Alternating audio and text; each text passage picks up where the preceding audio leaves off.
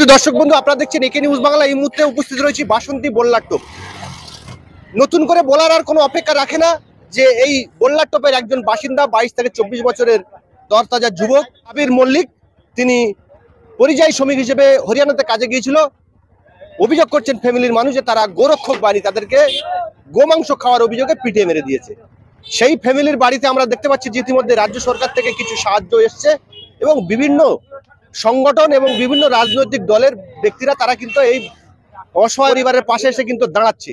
সেই জায়গায় কিন্তু বাদ গেলেন না নওশাদ সিদ্দিকী অর্থাৎ ভাঙড়ের বিধায়ক পীরজাদা নওশাদ সিদ্দিকী। তিনি কিন্তু এসছেন আজকে, পরিবারের সঙ্গে দেখা করেছেন। আমরা কথা বলে নেব নওশাদ সিদ্দিকীর সঙ্গে। বাংলায় কাজ নেই, পরিযায়ী শ্রমিক হিসেবে বিভিন্ন রাজ্যে মহারাষ্ট্র, গুজরাট, হরিয়ানা, সেই জায়গা থেকে আমাদের রাজ্যের বাঙালিদেরকে লাশ হয়ে ফিরে আসতে হচ্ছে।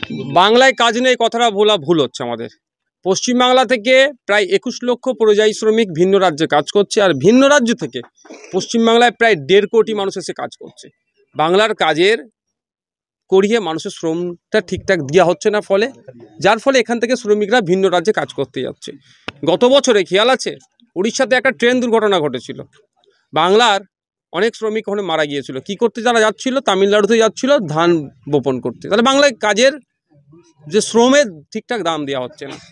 দুর্ভাগ্যের বিষয় আপনাদের বলি, এখন পর্যন্ত আমি জানতে ইচ্ছা করছে মিডিয়ার মাধ্যমে, আমি জানতে চাই যে শ্রম দপ্তর এই ঘটনার বিরুদ্ধে কি অ্যাকশন নিয়েছে। রাজ্যের পক্ষ থেকে প্রশাসনের কোনো টিম কি হরিয়ানাতে এখনো গিয়েছে তদারকি করার জন্য? আমি আরো জানতে চাই যে এই কেসটা হবে, এই কেসের তদারকি করার জন্য যে যে অর্থটা খরচ হবে সেটা কি সরকার বহন করবে? কারণ আফরাজুলের কথা ভুলে যাচ্ছি না, বাঁকুড়ার হেমন্তর কথা আমরা ভুলে যাচ্ছি না। কেরলেতে বাঁকুড়ার হেমন্তকে পিটিয়ে মেরেছিল।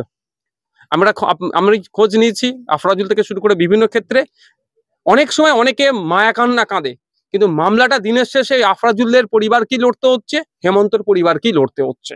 তো এই মামলা লড়ার খরচটা কে দেবে? আমি শুনলাম, তা পেপারের মাধ্যমে জানতে পেরেছি 3 লাখ না কত টাকা দিচ্ছে। এটা কি সরকারি অনুদান না কোনো পার্টির বা কোনো ব্যক্তি অনুদান? আমরা চাই সরকার কি পদক্ষেপ নিচ্ছে। কারণ ওয়েস্ট বেঙ্গলের শ্রমিকরা ভিন্ন রাজ্যে গিয়ে আক্রান্ত হচ্ছে, মাইগ্রেন্ট লেবারে আক্রান্ত হচ্ছে। আমি বিধানসভায় আওয়াজ তুলেছিলাম, সেই জন্য মাইগ্রেন্ট লেবারদের জন্য আপনার বোর্ড আলাদা তৈরি হলো। সেই বোর্ডের ভূমিকা কি? উড়িষ্যা, মহারাষ্ট্র, উত্তরপ্রদেশ, কর্ণাটকা, বিভিন্ন জায়গায় যেভাবে শ্রমিকরা আক্রান্ত হচ্ছে, এই সমাধান তাদেরকে দেখতে পাচ্ছি না। শুধু লাশের কাছে এসে দুটো ছবি তুলতে দেখতে পাচ্ছি। বোর্ড নিয়ে হবেটা কি? আর সব থেকে দুঃখের বিষয় যেটা 27 তারিখে হয়েছে, আজকে 2 তারিখ, এখনো পর্যন্ত আমার রাজ্যের মুখ্যমন্ত্রীর মুখ থেকে তিনি এটাকে কন্ডেম করেছেন, তিনি এটা বিরোধিতা করেছেন বা পরিবারের পাশে আছে এই ধরনের কোনো স্টেটমেন্ট আমরা টুইট বা কোনো বক্তব্য শুনতে পেলাম না। পার্টিকুলার তিনি সব সময় চেষ্টা করেন একটা পার্সেন্টেজ ভোটকে তিনি রাজনীতি করার। সেই সমাজের পক্ষ থেকে যখন একজন মারা যাচ্ছে, আমি যে কোনো নাগরিকের ক্ষেত্রে বলবো মুখ্যমন্ত্রী এই বিষয়ে কন্ডেম করার দরকার ছিল। বিভিন্ন ক্ষেত্রে সকাল বিকাল দেখি অফিসিয়াল স্টেটমেন্ট দেয়, অফিসিয়াল ভাবে রাজ্য সরকারের পক্ষ থেকে প্রেস রিলিজ হয়, প্রেস বাইটও হয়, প্রেস কনফারেন্স করে। এক্ষেত্রে এত ঘন্টা অতিবাহিত হয়ে যাওয়ার পরও এখনো রাজ্য সরকারের পক্ষ থেকে সেই ধরনের কোনো দেখতে পেলাম না। হরিয়ানা সরকার এই বিষয়টাকে তাও মুখ খুলেছে, আমাদের রাজ্য সরকারের পক্ষ থেকে কোনো মুখ খুলছে না। আমি আশা করব যে এই পরিবারটা অত্যন্ত দুস্থ পরিবার, গরিব পরিবার, চাকরি দেওয়ার কথা বলেছে, কিন্তু চাকরিটা কি আছে সেটাও জানতে হবে। কি চাকরি? ফুল টাইম দেবে কি পার্ট টাইম দেবেন কি সাময়িক ভাবে দেবেন, অস্থায়ী দেবেন, সেটাও ডিসক্লোজ করা দরকার পাবলিক ডোমেইনে। আর ক্ষতিপূরণটা সরকারি ভাবে দেওয়া হোক।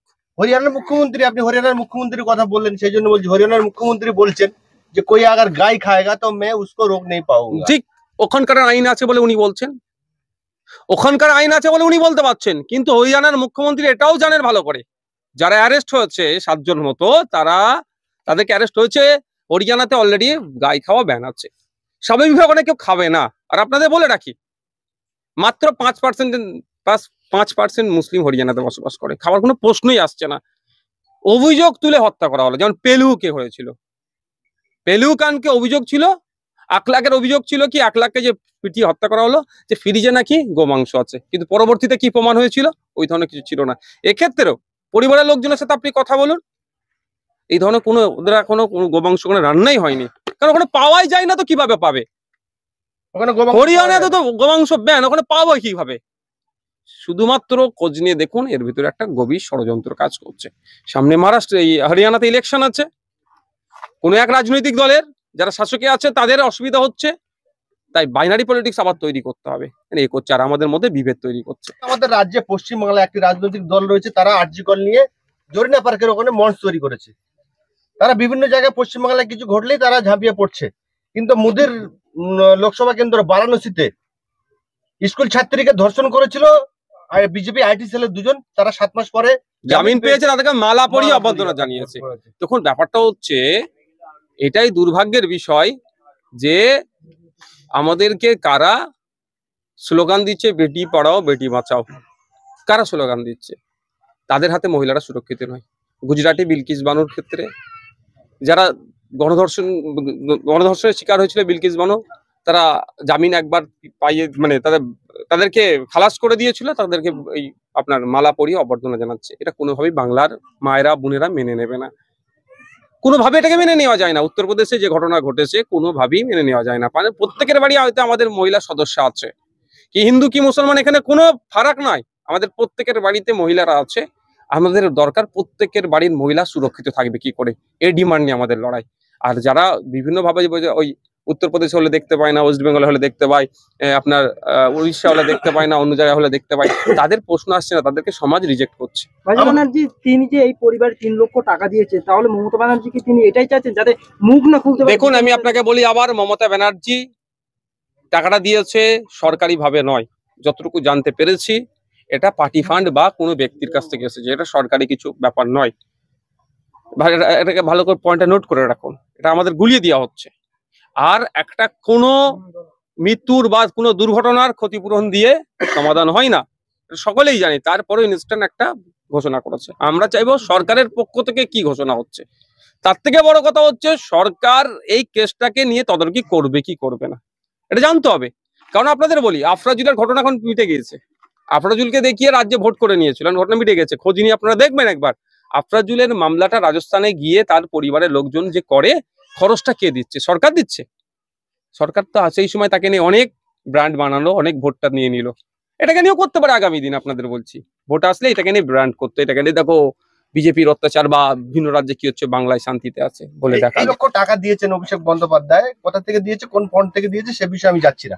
কিন্তু সেম কেস আমরা দেখলাম যে ঢোলাতে আবু সিদ্দিকের মৃত্যু হয়, অভিযোগ হয় যে পুলিশ প্রশাসন তাকে পিটিয়ে মেরেছে। তার বাড়ি কোনো তৃণমূলের প্রতিনিধি দলও যায়নি, 2টো টাকাও দেয়নি। কি বলবেন? দেখুন, সেই নিয়ে তো আমরা মামলা করছি, কলকাতা হাইকোর্টে মামলা চলছে, আমরা তোড়জোড় করছি ওটা সুপ্রিম কোর্টে নিয়ে যাবো বলে। যে পুলিশ অফিসার এর সাথে যুক্ত আছে তাদেরকে সর্বোচ্চ শাস্তির ব্যবস্থা করার জন্য যাব। শুধু আবু সিদ্দিক নয়, গত বছরে শিকারি মোড়া নামে আদিবাসীদের এক ছেলেকে তুলে নিয়ে গেছিল পুরুলিয়াতে, পুলিশ কাস্টাডিতে টর্চার করেছে, টর্চারের পরে খুন মানে মারা গিয়েছে, এটাও তার পরিবারের অভিযোগ। তাদের সাথে আমরা যোগাযোগ করছি, প্রয়োজনে 2টো কেস নিয়ে সুপ্রিম কোর্টে আমরা যাবো, ছেড়ে কথা বলবো না। শেষ 24 সালে লোকসভা ভোটে ভালো রেজাল্ট করতে পারেনি বিজেপি, তার পরিপ্রেক্ষিতে বলেছে যে মুসলমানরা চায় না ভালো থাকতে, ভালো ঘর তার চায় না, ছেলে মেয়ের ভালো এডুকেশন চায় না। কিন্তু আমরা দেখতে পাই যে রাজ্যে 42টা লোকসভা কেন্দ্রে সেখানে কোনো মুসলিম প্রার্থী নেই, 294টা লোকসভা ভোটে সেখানেও কোনো মুসলিম প্রার্থী নেই।